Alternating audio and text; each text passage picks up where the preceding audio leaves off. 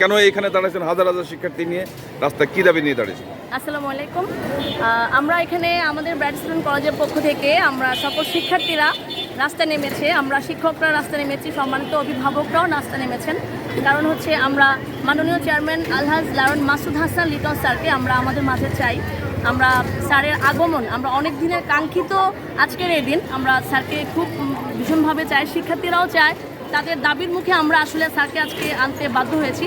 তারা চায়, আমরা চাই, অভিভাবক চায়, সকল মহল চায়। সেই জন্য স্যার আজকে আসছে আমাদের কাছে। শিক্ষা প্রতিষ্ঠানের বা শিক্ষাদানের কোনো সমস্যা হচ্ছে কিনা ওনার এই অনুপস্থিতিতে?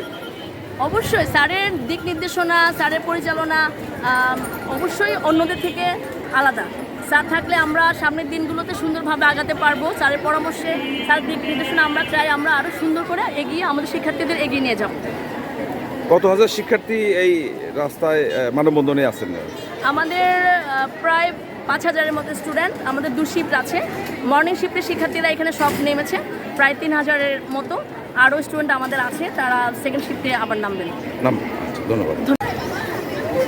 ব্রাইট স্কুল অ্যান্ড কলেজের প্রধান চেয়ারম্যান আলহাজ লিটন আহমেদের আগমন উপলক্ষে বিশাল র্যালির আয়োজন করা হয়েছে।